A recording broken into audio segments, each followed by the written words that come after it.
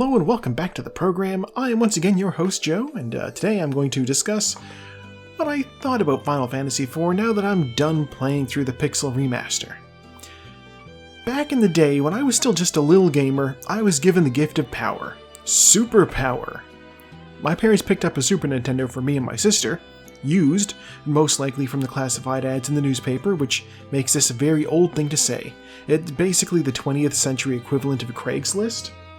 The reason this is important is, it came with a bunch of used games.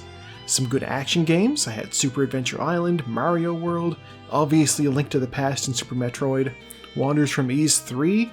There was some very good creative stuff in SimCity and Mario Paint, and a couple of RPGs that I could sink my teeth into, including the overambitious and Indo Way of the Ninja, and Final Fantasy II. I don't know that I would have even considered getting half of what came with the console if it was just up to me, but I probably wouldn't have picked out a lot of this stuff, so whoever's good taste I rode the coattails of as a child, thank you very much. I was already aware of the Final Fantasy franchise, having played a little bit of the first one on the NES at a friend's place for the afternoon, so what I knew of it, and what had defined RPGs for me back then, was this menu-driven, turn-based fantasy adventure with swords and sorcery. The fact that a sequel was given to me gave me something familiar, but with so much more advanced than just the plain old Final Fantasy. For one, unlike in the first Final Fantasy, if an enemy died after I told someone to hit it, my characters wouldn't just take swings at empty air. The battlefield wasn't just a black void. And because whoever owned this game before me had played through it, I knew somehow we wound up on the moon eventually, because I checked out their save file. Don't look at me like that, I was 7. As I said, this game basically defined the RPG genre for me. I'd played a few things on the NES, but the lack of vivid world didn't really cement things for me. You know, things like Swords and Serpents. It's an interesting game, the dungeon theme slaps, but given that the gameplay looks like this, you can understand why it felt like an abstraction for a child, more than an actual world.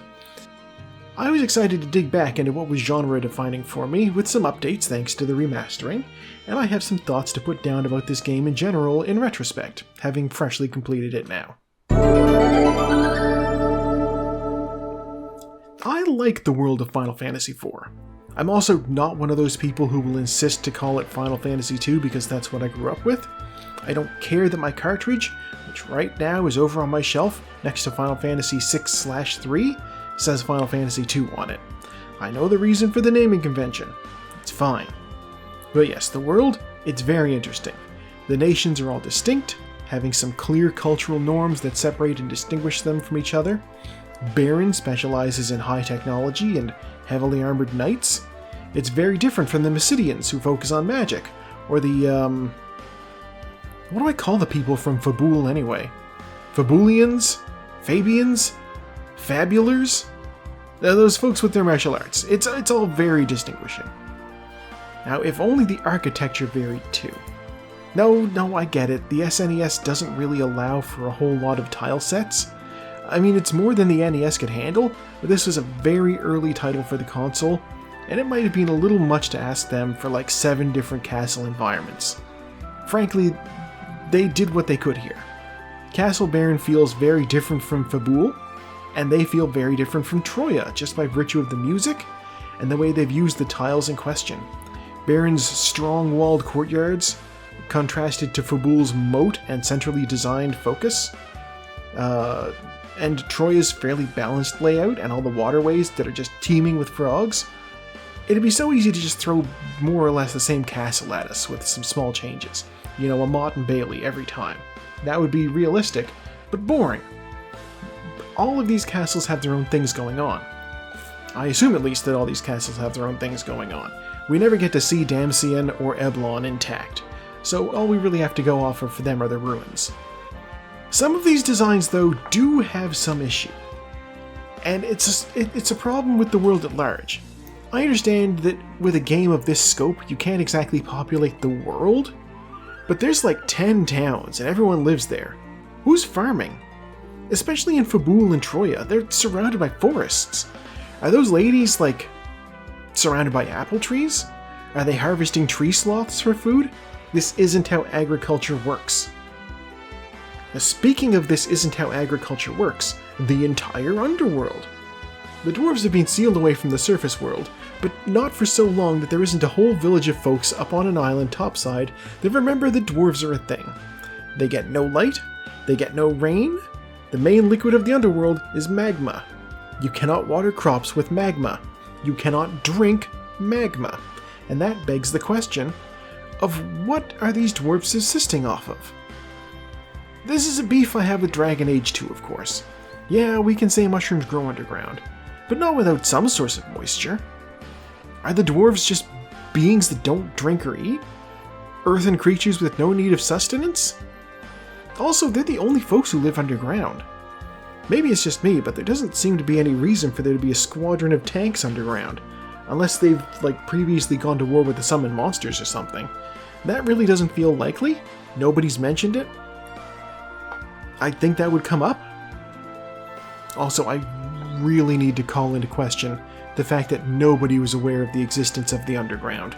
There is a massive crater near Eblon, leading to the underground, spanned by a huge tower. How has nobody in human history seen that tower, climbed those mountains, and looked in the hole? Or climbed down? Or used an airship? We have airships. How has nobody had that thought? It was obviously built by Lunarians. We've seen their designs. This is very much a Lunarian thing. And the only one of those guys that we know for sure coming to Earth is Cecil's daddy. So, did Kluya build this thing? And if so, why? It just feels like an odd contrivance just for the plot that could have been so much less conspicuous.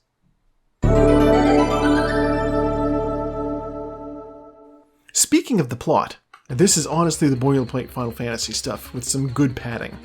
Back in the day when all I had to compare this to was the first game, it seemed like they had a thing for crystals. And why not? It's a big thing in the fantasy genre. Crystal balls, dark crystal, magic gems, these are all things that set up the trope that Square's leaned into time and again. Be it the Warriors of Light in Final Fantasy I, marked as the legendary heroes by the possession of a crystal, or the Warriors of Light in Final Fantasy XIV, marked as the legendary heroes by the possession of a crystal. Oh wait, I repeated myself. The real strength of this game lies in the supporting characters. Comparing it to the other games I'd known back then, this game really stands out because it actually had characters. The party in the first Final Fantasy? Nameless, motivationless stand-ins. Swords and Serpents? Even worse. Those characters don't even have faces. The fact that they gave us a character with as strong an arc as Tella was so rare at the time. A doddering old man in search of his daughter, known to be one of the most powerful mages in the world, over in Magic Town. Consumed by the search for revenge when he realized that the man who killed his daughter was within reach. And this caused him to more or less self-destruct, and at the end he realizes that it was all for nothing as he dies. This is almost the exact opposite of what happens with Rydia, who comes face to face with the men who killed her mother and burned her village, and finds it in her as a child even, to forgive them and help them. I say them, but let's be honest, Kain didn't factor into it at this point. Cecil's quest to get to the bottom of what's rotten in the Kingdom of Baron, leading him to consistently come into conflict with old friends. Even some characters who have less going on are just fun. Paul and Memporum play off each other great. Cid's a total grouch, and Edward is just very entertaining because of how much of a wimp he is. That said, there are some problems. Look, I love Kain, I do. The man looks cool, he's powerful, jump is never not great. But the fact that he manages to betray Cecil and the party like 3 times over the course of the adventure just feels like too much. It happens so much it stops being meaningful. I mean, Edge practically makes a joke about it towards the end. There's also some places in the story that it sort of hiccups. First, it was the opening of the underworld. There wasn't really much in the way of hints leading to tossing the magma key into the well in Agart. I think the main thing is they give you an airship and free run of the world. So eventually, if you look at the map, curiosity will bring you everywhere, including here. But Kain just gives you the key and says, This is supposed to lead to the rest of the crystals. Which is, I guess, good for getting those side quests done, because you'll look around up on the surface world. I think something I've turned around on since I was younger is the way the game just drops the fantasy material almost entirely at one point. From your first trip to the moon in a literal spaceship onward, things just don't fit that mold anymore. Cecil is a man with a sword who can cast spells. And when he returns from the moon with his alien uncle, they do battle with a kaiju. On its own, this could really be an amusing twist, but what comes after that at the end of the game that I think really makes the twist feel even more disconnected. After we get through the giant, and we defeat the resurrected elemental fiends again, which is great. I love fighting those guys again in more or less a boss gauntlet. But you get to the end, you find out that the villain you've spent the entire game building up to, Golbez, has actually just been mind-controlled the whole time. He doesn't even seem to remember what he's been doing. They also managed to pull out, Cecil, he's your brother, right at the end too. Can you imagine the gravitas that would have happened if Golbez took power in Baron, manipulated Kain, and was just causing you so much grief the whole time if you knew that he was actually Cecil's brother? Like, just imagine Cecil's reactions, how much stronger that would have been. It's an 11th hour twist, for no real reason. And then on top of that, they managed to take away his villainy entirely. They just said, oh, he's the Dark Man, I guess. He didn't do anything evil willingly though, so I guess he feels bad, and I don't know. Why does he feel so bad? It's slightly worse than what they did with Kain, because Kain at least felt... We recognized that Kain was grappling with this mentally, like internally he was dealing with the fallout of, he knew deep inside that he was betraying the party. And so he sort of like justified it to himself. And you could tell that this was Kain thinking things through from basically you saw the mind-controlled gears turning in his head. We don't know Golbez. We don't know what this looks like for him. We get one moment earlier on in the game after Tella shoots him with Meteor, where he's just like, wait a minute, what was I doing? Right, I'm gonna go. And that's it. But then we have that, and then we have, oh, he was mind-controlled the whole time by a guy on the moon. They give us a new villain on the moon. We've never heard of him before now. The villain that we have been dealing with for the entire game runs off to fight him. So the actual end boss, we only just find out. We make our way to the moon, hot on the trail of Cecil's family. How they got there first, I don't know. We have the spaceship, they do not. We find them killing the new boss that was mind-controlling Golbez the whole time. So they have just killed the boss. And then Zemus's body bursts into flames, and then there's suddenly a new boss. He's the personification of hate that drove Zemus in the first place. So we're effectively at 3 layers of control here. Golbez, controlled by Zemus, who is driven by Zeramis. The final boss of the game is introduced, immediately preceding the final fight in the game. There's just no way for that to be satisfying. I think we should have either just done moon things earlier and set up Zemus earlier, or at the very least, had Zemus as the actual end boss. Maybe give him a Zeramis form during the battle, but to just say, here's another boss and go get him, that's kinda weak. And it's only really saved by the fact that there's that great moment where all of the other characters who've been in your party appear to send you energy for the Spirit Bomb.